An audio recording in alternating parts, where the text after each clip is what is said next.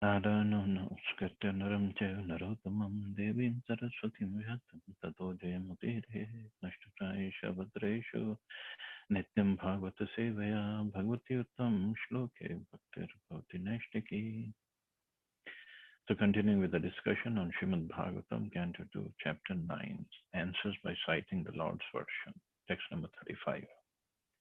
So it's the third verse of Chatu-sloki Bhagavatam.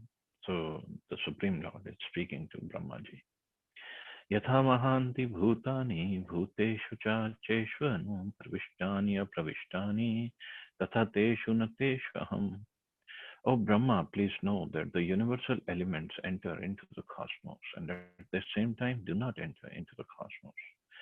Similarly, I myself also exist within everything created and at the same time I am outside of everything. The great elements of material creation, namely earth, water, fire, air, and ether, all enter into the body of all manifested entities. The seas, the mountains, aquatics, plants, reptiles, birds, beasts, human beings, demigods, and everyone materially manifested. And at the same time, such elements are differently situated. So Krishna is saying all the universal elements enter into the cosmos and at the same time do not enter into the cosmos because means they are inside and outside at the same time also. So similarly, Krishna is saying if my energy, if my the elements that I have created, they can do that, I can also do that. That means he also exists within everything created, but he's also at the same time outside of it. So he exists within everything created as Paramatma or as his energy, but as Shyam Sundar Krishna, he's outside of everything. In the developed stage of consciousness, the human being can study both physiological and physical science, but the basic principles of such sciences are nothing but the material elements and nothing more. The body of the human being and the body of the mountain, as also the bodies of the demigods, including Brahma, are all of the same ingredients earth, water, fire, etc. And at the same time, the elements are beyond the body also. The elements were first created, and therefore they entered into the bodily construction later. But in both circumstances, they entered the cosmos and also did not enter. See, this is the way to understand. The elements were there before the bodies were created, and when the bodies were made of these elements, the elements are also outside. Similarly, the Supreme Lord, by his different energies, namely the internal and external, is within everything in the manifested cosmos. And at the same time, he is outside of everything, situated in the kingdom of God, Vaikuntha as described above. This is very nicely stated in Brahma Samhita as follows. Ananda Chinmaya Ras Pratibhavitavis Tavirev Ya Ev Nij Rupataya Kalavi Golok Ev Nivasati Akhilatma Bhuto Govindam Adipurusham Tamaham Bhajami. I worship the personality of Godhead, Govinda, who by expansion of his internal potency of transcendental existence, knowledge, and bliss enjoys in his own and expanded forms. Simultaneously, he enters into every atom of the creation. So, Krishna also is inside everything, into every atom as Paramatma, and not just atom. Every atom is within the atoms also, or a bit in between two atoms also. And at the same time, he is in Golok Vrindavan. This expansion of his plenary parts is also more definitely explained in the same Brahma as follows. Ekopi asau rachitum jagadanda kotim yat shaktirasti jagadanda chaya yadantah anantarasta pramana chayantarastham govindam madhipurusham tamaham bhajami.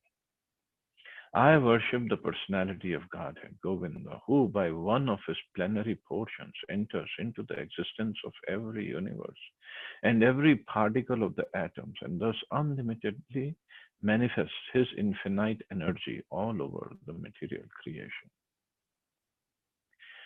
So I worship personality of God. This again, this Brahma Samhita was written by Brahmaji, compiled by Brahmaji after he got all these instructions from Krishna, after he saw the beauty of Krishna, after he did the whole creation. Oh, not after, before he did the whole creation. So he is saying, Brahma is saying, Krishna andantarastha parmanu chayantarastham enters into the existence of every universe and every particle of the atoms, and thus unlimitedly manifests his infinite energy all over the material creation. This is the potency of the Lord. The impersonalists can imagine or even perceive that the Supreme Brahman is thus all pervading, and therefore they conclude that there is no possibility of his personal form. Herein lies the mystery of his transcendental knowledge. This mystery is transcendental love of Godhead. And one who is surcharged with such transcendental love of Godhead can without difficulty see the personality of Godhead in every atom and every movable or immovable object. So here is the mystery Prabhupada is explaining.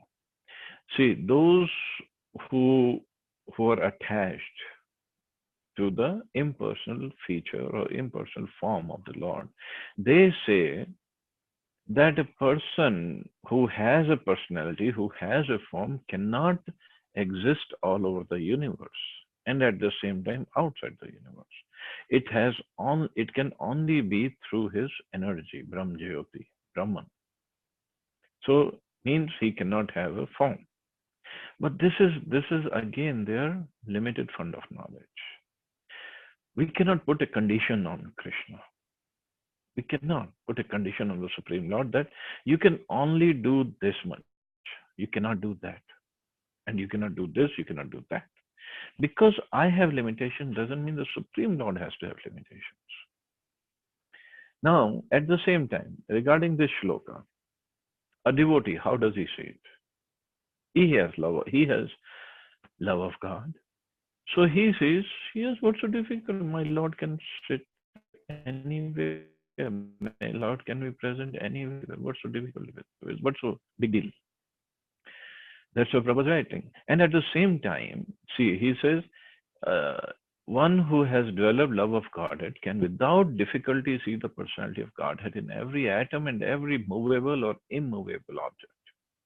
And at the same time, he can see the personality of Godhead in his own abode, Goloka, enjoying eternal pastimes with his eternal associates who are also expansions of his transcendental existence.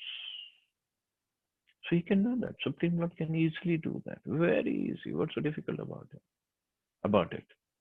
This vision is a real mystery of spiritual knowledge, as stated by the Lord in the beginning. Sarahasyam tadangam cha. This mystery is the most confidential part of the knowledge of the Supreme, and it's impossible for the mental speculators to discover by dint of intellectual gymnastics. See, mental speculators, because they haven't surrendered, they haven't pleased the Supreme Lord, so they will not get His mercy, and only by His mercy we can know Him. That's a mystery. So the devotees, they get His mercy to the extent that they have surrendered, they have served, they had performed austerities to please Him. So Krishna gives them the knowledge, and the knowledge is they get to know the transcendental knowledge, not just know, realize it. The knowledge is revealed to them. The mystery can be revealed through the process recommended by Brahmaji again in his Brahma Samhita. Premanjana churita bhakti vilochanena santa sadeva hridesh viloke yam shama sundaram achinta guna swarupam govindam adi purusham tamaham bhaja. I worship the original personality of Godhead, Govinda, whom the pure devotees, their eyes smeared with the ointment of love of Godhead, can always observe within their hearts. This Govinda, the original personality of Godhead, is Shyam Sundar with all transcendental qualities. So with their Eyes smeared with the ointment of love of Godhead, always observe within their hearts. This is a quality. So we have to have our eyes, the physical eyes of the heart, eyes of the soul, smeared with love of Godhead. Then only we can see. So those are the eyes we want. Therefore, although he is present in every atom, the Supreme Personality of Godhead may not be visible to the dry speculators. Still, the mystery is unfolded before the eyes of the pure devotees because their eyes are anointed with love of Godhead. And this love of Godhead can be attained only by the practice of transcendental loving service of the Lord and nothing else. So, the more we engage ourselves in transcendental loving service of the Lord, okay, in the beginning, it might not be the loving service, it might be just a service.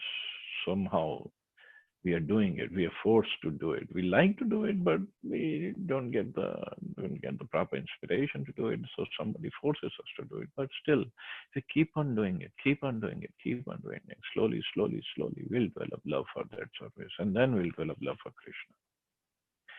The vision of the devotees is not ordinary, it is purified by the process of devotional service. In other words, as the universal elements are both within and without, similarly the Lord's name, form, quality, pastimes, entourage, etc., as are described in the revealed scriptures or is performed in the Vaikuntha lokas, far, far beyond the material cosmic manifestation, are factually being televised in the heart of the devotee. So all these qualities, Lord's name, form, quality, pastimes, entourage, they are being televised in the heart of a devotee. Being televised means just like we see the television, although the programs are maybe happening in the TV studio. Suppose somebody is reading the news in the TV studio, or the plays or movies are acted somewhere else, but the recording is brought to the TV studios. Those programs are televised from the TV studio, but they all go to each and every household wherever they have the TV and the subscription of that cable channel, and they can all watch the TV together in their house, in the confinement of their house. They're watching everything live, whatever is happening in the TV studio, they're watching it here. So this is how the Lord acts with his devotees. The devotees clearly see everything, whatever is happening is in Vaikuntha Loka and Golok Vrindavan. All the pastimes, all the associates, forms, name, qualities of Krishna, Radharani, Yashoda Maya, Nanda Baba, all the gopis, gopas, everything is clearly shown on the TV, on the screen of his heart. And he just sees it and he reveals it to others. He enjoys it, he relishes it himself. This is what devotion service is all about. Right now, what's the problem? The screen of our heart is completely dirty. It's covered over, covered by the dirt or dust of our desires, of our impure consciousness, of our desire to enjoy this body, the products of the body, the material energy. This is what in the previous verse it was, that whatever we see in this material world, if it is not in relationship with me, it's just a reflection of light in ignorance, in the darkness. But once that screen is cleansed, we can clearly see Krishna's pastimes. Nobody has to write them for us. This is what Brahmaji is going to see after hearing. Of course, he saw before also, but after hearing Chatu-sloki bhagavatam, he will see more.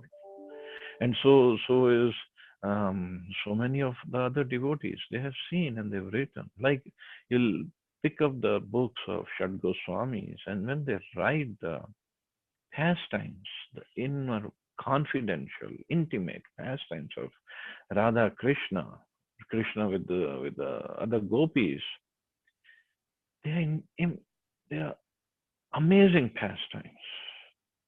We can't even think of, never read those pastimes anywhere. And sometimes that's why devotees get bewildered. Well, how did they, where did they read these pastimes from? They don't have to read and write. Their pastimes get revealed to them. Many things Prabhupada revealed to us, something that he was seeing or he had seen and he revealed. So this is a devotee. In our case also, like we are so neophyte, we are so much in the beginning of devotional service.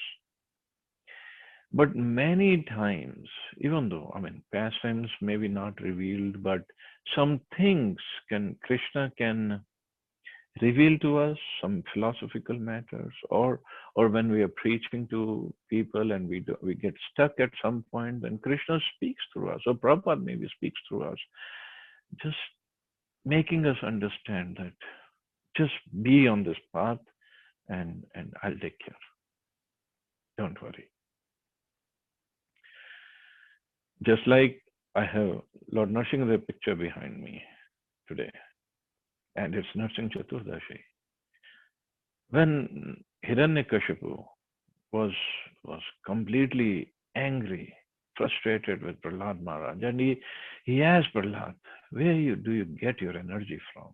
Prahlad Maharaj answered, "From the same source that we all get it from, Krishna or Vishnu." And Hiranyakashipu got so angry, that he was like, "Where is your Vishnu? I'm going to kill you first," he told Prahlad. "And where is your Vishnu?" Prahlad Maharaj, "He's everywhere." "Is he in this pillar?" "Yes, my dear father, he is in this pillar." Was this theoretical knowledge of Prahlad Maharaj? No. Narsingh was in the pillar and he was giving darshan to Prahlad Maharaj. Prahlad Maharaj was seeing, oh yes, Narsingh is there in the pillar. Narsingh in the pillar was not visible to Hiranyakashipu. If he was visible, I'm pretty sure he wouldn't have hit the pillar and he wouldn't have gotten angry with Prahlad Maharaj. But he didn't see, or Narsingh did not reveal himself to Hiranyakashipu. So Hiranyakashipu, while he was going to kill Prahlad Maharaj, and on the way, he had the sword in his hand and he just banged his hand on the pillar. Narsingh didn't have to wait till Hiranyakashipu hit his hand on the pillar. But Lord Narsingh saw that his devotee was in imminent danger. So as soon as Hiranyakashipu hit his hand on the pillar of the palace, Narsingh just broke open the pillar and he appeared. And Hiranyakashipu was looking, who is this? What kind of creature is this? This cannot be the Lord. He was half man, half lion. Hiranyakashipu had never heard of, never even dreamt of a personality like this. And then there was a big fight. Such a big fight, and time of dawn was getting close, dusk was getting close, and all the demigods appeared. When the fight was going on, Narsingh grabbed hold of Hiranyakashipu. Hiranyakashipu just pushed himself so hard, he got free from the clutches of the hands of Narsingh. In Bhagavatam it is mentioned. So when this fight was going on and Narsingh had held Hiranyakashipu, all the demigods were watching actually this fight and they were behind the clouds. And when Narsingh held on to Hiranyakashipu, everybody came out and they were like cheering Narsingh, okay, kill him, this, that. And somehow Hiranyakashipu got freed. It was, Prabhupada explains, it was just like Garudji sometimes he plays with his prey. We sometimes let him go.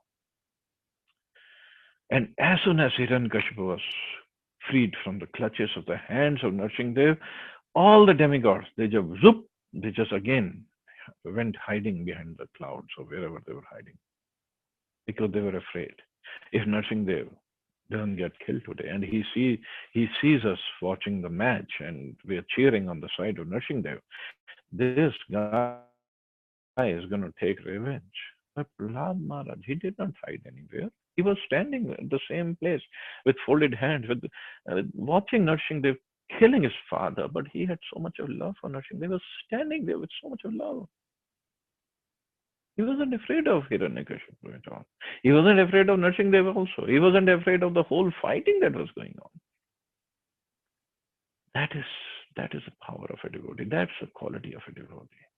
All the demigods, they just hid behind the clouds or wherever they were, but not Prahlad Maharaj. And finally, Narsingh killed Hiranyakashipu, fulfilling all the benedictions given to him by Brahmaji. And then all the demigods came, Brahmaji, Shivji, Lakshmiji also came to pacify Narsingh. Narsingh was so angry.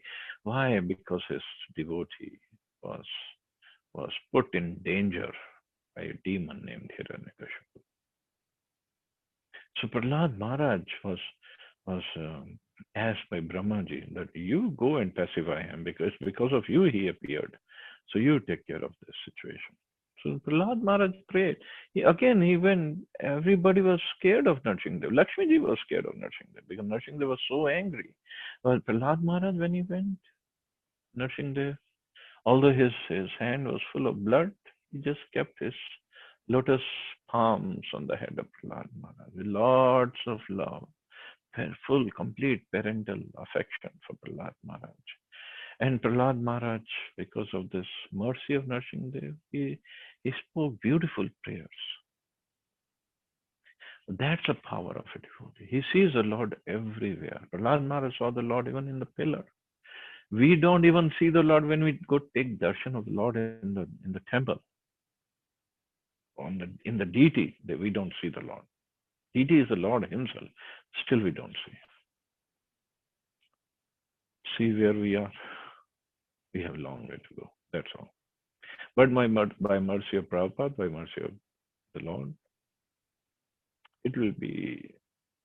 It will happen sooner than we expect. That's all. The Lord can award anyone and everyone liberation, mukti from the bondage of material existence. Yet He rarely awards the privilege of love of Godhead. As confirmed by Narad, muktim dadhati karhichit smana bhakti yogam. This transcendental devotional service of the Lord is so wonderful that the occupation keeps the deserving devotee always wrapped in psychological activities without deviation from the absolute touch. This is this devotional service. So as I said on the first day, that the three subject matters: Sambandha, Abhidheya, Prayojan. So in this verse, Abhidheya, the devotional service, is glorified and it's talked about. So Prabhupada is also meant. This transcendental devotional service of the Lord is so wonderful that the occupation keeps a deserving devotee always wrapped in psychological activities without deviation from the absolute truth. Thus, love of God that developed in the heart of the devotee is a great mystery. Brahmaji previously told Narad that the desires of Brahmaji are never unfulfilled because he is always absorbed in the transcendental loving service of the Lord. Nor has he any desire in his heart save and except the transcendental service of the Lord. That is the beauty and mystery of the process of Bhakti Yoga. See, the devotee doesn't want anything except the service. Lord wants to give him lots of things. The Lord wants to give him mukti, bhukti, everything. But devotee said, no, I don't want anything. I don't even want. This is what Chaitanya Mahaprabhu said. No? Na dhanam, na janam, na sundarim, kavitam, na jagadish kam. Mam janmani janmanishwari bhavtad bhakti rahatokit. I don't want lots of money, na dhanam, na janam, lots of followers, lots of beautiful women or wife. I don't want even knowledge. Kavitam or Jagadish Kama. What do you want? Mam janmani means I don't even want liberation. Give me birth after birth. But give me your unalloyed, uninterrupted devotion service. That's all. As the Lord's desire is infallible because he is Achyuta, similarly the desires of the devotees in the transcendental service of the Lord are also Achyuta, infallible. This is very difficult, however, for the layman to understand without knowledge of the mystery of devotion service, as it is very difficult to know the potency of touchstone. The touchstone is rarely found. A pure devotee of the Lord is also rarely to be seen, even amongst millions of liberated souls. Out of all kinds of perfections attained by the process of knowledge, yoga perfection in devotion service is the highest of all and most mysterious also, even more mysterious than the 8 kinds of mystic perfection attained by the process of yogic performances. So this is bhakti. This is the process of bhakti. The same was confirmed by Brahmaji to Narad in the following words. Idam bhagavatam nam yanme bhagavatoditam sangraho ayam vibhutina tad etat vipuli kuru. Brahmaji said to Narad, whatever I have spoken to you about the Bhagavatam was explained to me by the Supreme Personality of Godhead. And I am advising you to expand these topics nicely so that the people may easily understand the mysterious Bhakti Yoga by transcendental loving service to the Lord. So he's asking Narad Muni also, you expand, you tell. And Narad Muni then compiles Narad Bhakti Sutra, again to tell people of devotional service. It's to be noted here that the mystery of Bhakti Yoga was disclosed to Brahmaji by the Lord himself. Brahmaji explained the same mystery to Narad. Narad explained it to Vyas. Vyas explained it to Shukdev Goswami, and their same knowledge is coming down in the unalloyed chain of disciplic succession. If one is fortunate enough to have received the knowledge in the transcendental disciplic succession, surely he'll have the chance to understand the mystery of the Lord and that of the Srimad Bhagavatam, the sound incarnation of the Lord. So this is the beauty of devotion service. It's so mysterious, but so fulfilling, so blissful. The person who's performing it is also always blissful. He never wants to give it up, no matter what. That is bhakti. That is the real occupational duty of the soul, because you cannot separate it from the soul. So thank you all very much. I'll stop here. You all have wonderful Narsingh Chaturdashi tomorrow. Enjoy, chant more rounds, go to the temple, take darshan, take part in Narsingh Abhishek of Lord Narsingh Dev, and read and hear about Prahlad Maharaj, Lord Narsingh Dev. Make your life, make your day successful. Hare Krishna. Jai Srila Prabhupada.